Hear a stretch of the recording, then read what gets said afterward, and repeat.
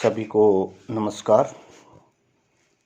आज हम लोग पूर्व गुप्त काल में व्यापार एवं वाणिज्य पर संक्षिप्त रूप में चर्चा करेंगे।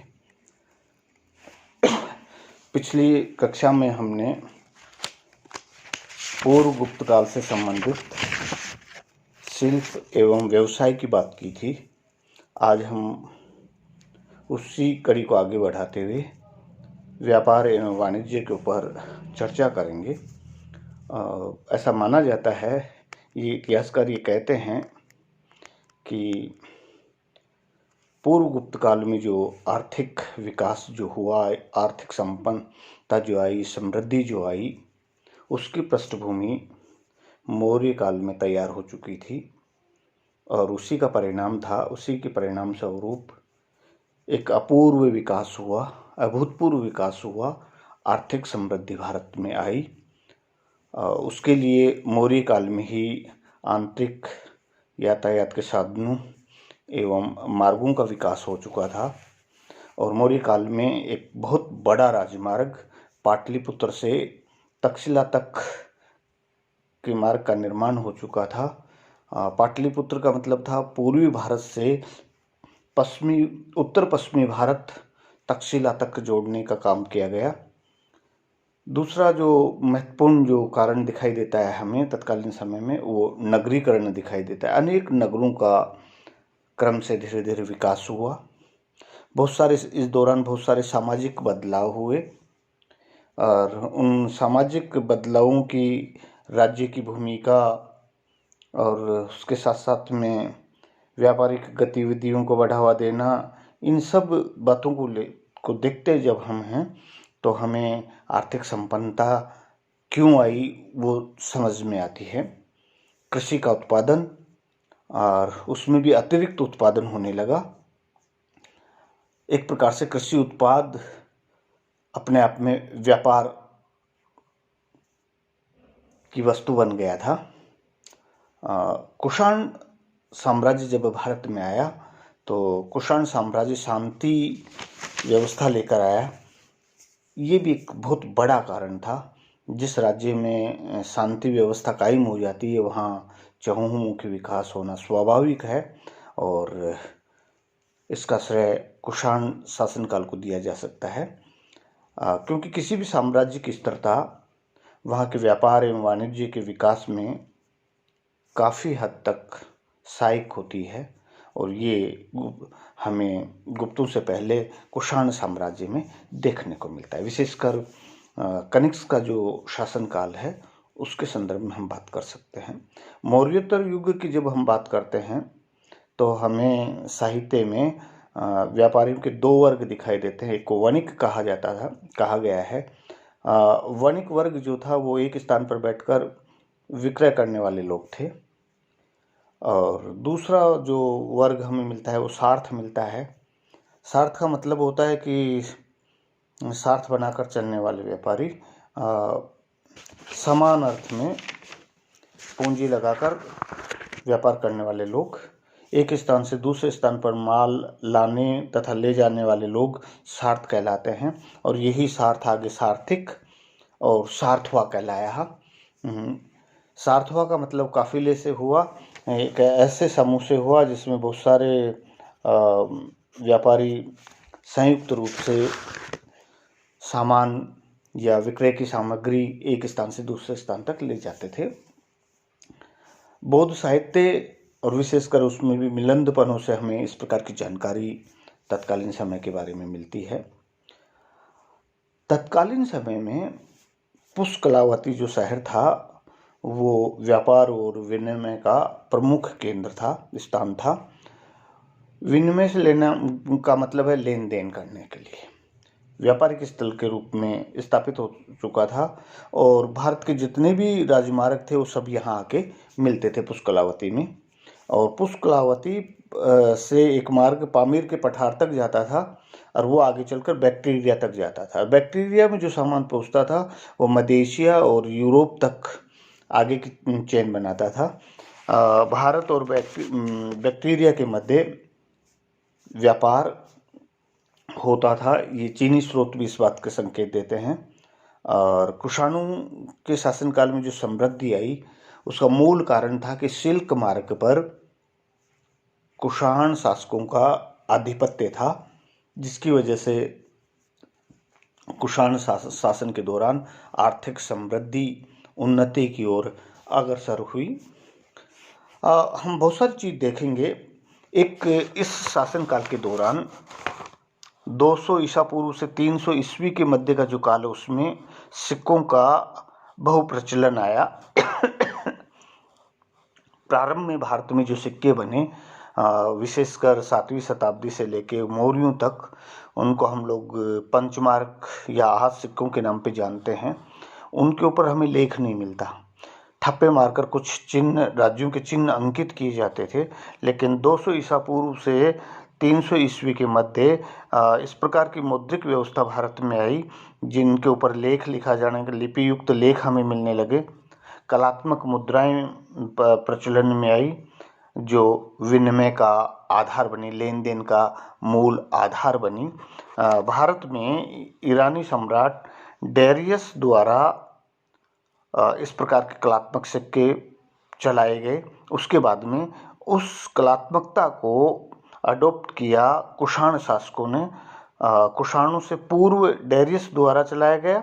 कुषाण शासक कडफिसेस द्वारा बड़ी मात्रा में सोने की मुद्राओं का प्रचलन किया गया। उसके साथ साथ में तांबे और रजत की मुद्राओं का भी प्रचलन हुआ। भारत में, मध्य भारत में नागवंश, पूर्वी राजस्थान, हरियाणा, पंजाब, उत्तर प्रदेश में यौध्य वंश, इन वंशों के द्वारा तांबे और कांसे के सिक्के प्रचलन में लाए गए। हम देखते हैं कौशाम्बी, मथुरा, अवंती और अहिछत्र, यहाँ मित्रवंशी शासकों का शासन था। इन्होंने भी अपने सिक्के चलाए। तो कुल मिला के ये कहने का मतलब ये है कि भारत में मौद्रिक अर्थव्यवस्था का प्रचलन 200 ईसा पूर्व से 300 ईस्वी के मध्य प्रारंभ हुआ, जिसमें हमें बहुत सारे सोने के, तांबे के, चांदी के सिक्के, कांसे के प्रचलन दिखाई देते हैं। इसका एक असर ये पड़ा कि भारत में टकसाल कला का विकास हुआ। जगह जगह शासकों के द्वारा, स्थानीय शासकों के द्वारा और केंद्रीय शासकों के द्वारा टकसालें खोली गई। टकसाल का मतलब होता है जहाँ मुद्रा को ढाला जाता है, बनाया जाता है। इससे क्या हुआ कि मौद्रिक अर्थव्यवस्था में जो मुद्रा जो थी उसकी बनावट और योजना में सुधार हुआ। कुषाण काल में लेख युक्त सिक्के प्रचलन में आए और उन सिक्कों का, उन मुद्राओं का वजन निर्धारित हुआ। कुषाण काल में हमें सोने के जो सिक्के मिलते हैं वो 423 ग्रेन वजन के मिलते हैं। पूर्व में इन पर चिन्ह अंकित किए जाते थे, लेकिन अब इन पर विभिन्न आकृतियां बनने लगी, लेख लिखे जाने लगे। पौराणिक प्रतीकों के साथ साथ में यूनानी प्रतीक और भारतीय स्रोतों से प्रतीक लेके उन पे अंकित किए जाने लगे। ख्रोष्टी और यूनानी लिपि का प्रयोग होने लगा इन पे।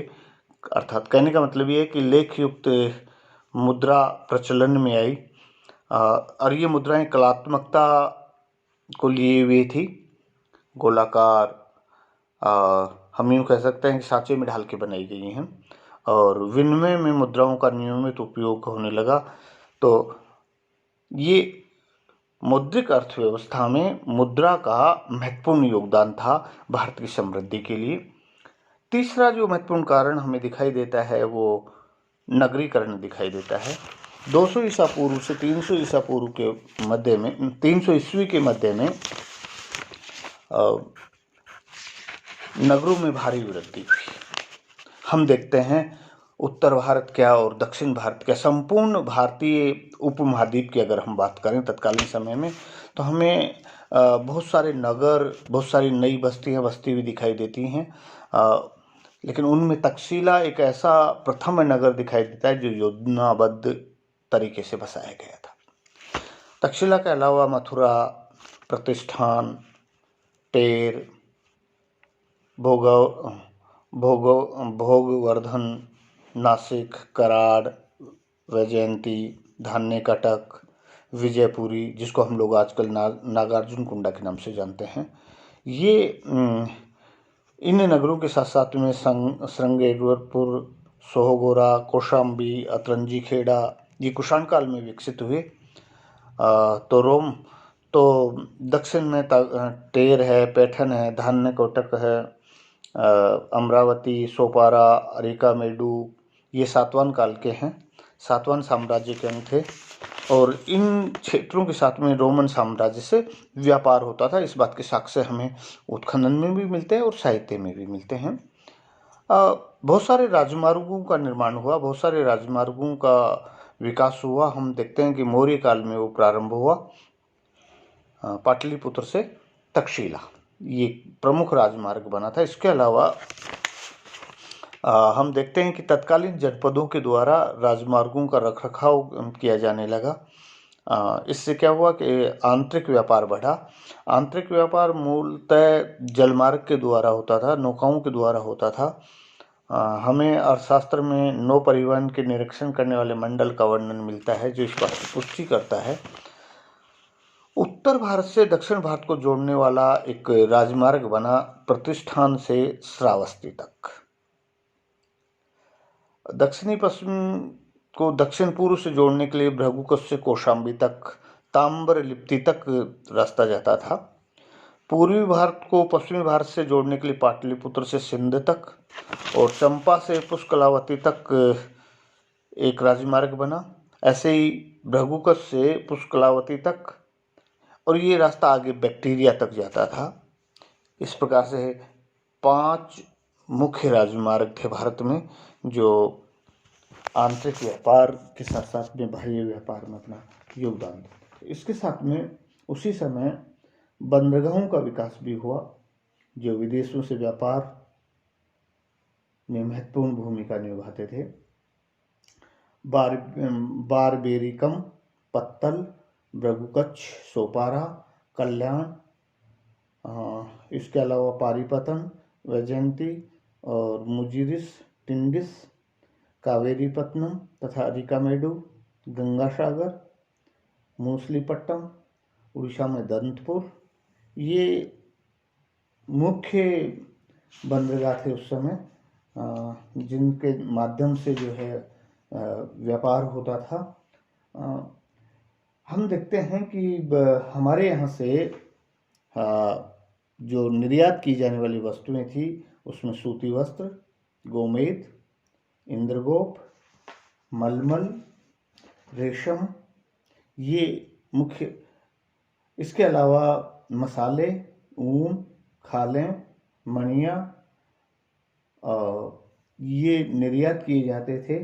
तो आयात में हम लोग देखते हैं कि ईरान के घोड़े, और ईरान के घोड़ों के साथ साथ में जो महत्वपूर्ण जो सामान मंगाया जाता था, उसमें बढ़िया किस्म की शराब, चीनी के बर्तन, सोने चांदी के सिक्के, हाथी दांत, सोना चांदी, कछुए की पीठ की हड्डियाँ, मोती, मदिरा, खजूर, सोना, कपड़ा, दास, मसाले, इस प्रकार की चीज़ों का आयात होता था। इसके साथ में हम देखते हैं कि विदेशी व्यापार जो था, वो उसके माध्यम से हमने पश्चिमी देशों से संपर्क किया। ईसा पूर्व की 4वीं शताब्दी के अंतिम चरण में सिकंदर के आक्रमण के साथ में ही भारत का यूनान और से सीधा संपर्क कायम हुआ। मिस्र के साथ में, पश्चिमी देशों के साथ में जल और थल दोनों मार्गों के साथ व्यापार करने लगे हम। विश्व व्यापार में हमारी भागीदारी जो है धीरे धीरे बढ़ने लगी। ईसा की प्रारंभिक सदियों में तत्कालीन पश्चिमी जगत के भारत के साथ में घनिष्ठ व्यापारिक संबंध थे। पेरिप्लस जब प्रथम शताब्दी में भारत आता है, तो उसने भारत में अनेक बंदरगाह देखे थे, जो भारतीय और विदेशी जहाज़ों से भरे हुए थे। रोमन सिक्के दक्षिण भारत में बड़ी संख्या में उपलब्ध थे। जो इनके समृद्ध व्यापारिक संपर्कों का उदाहरण अपने आप में। एक प्रकार से इस काल में भारत रोमन व्यापार अपने चरमोत्कर्ष पर था। दक्षिणी भारत के संगम साहित्य में से व्यापारियों और व्यापारिक वस्तुओं के उदाहरण हमें उपलब्ध होते हैं। प्लिनी लिखता है कि रोम का सोना भारत में आकर जमा हो रहा है। वो उससे बड़ा विचलित था, दुखी था। यूरोप के साथ साथ में मध्य एशिया और चीन से हमारे व्यापारिक संबंध थे। बहुत सारे दक्षिण पूर्व में ऐसे देश से जिनसे हमारा व्यापारिक संबंध था या हमारे वो उपनिवेश थे, जैसे मलाया, कंबोज और कंबोडिया, चंपा, जावा, सुमात्रा, इनसे हमारे व्यापारिक संबंध थे। दक्षिणी पूर्वी देशों के साथ संपर्क का मुख्य कारण संभवतः पश्चिमी देशों में बढ़ते भारतीय मसालों की मांग रहा हो।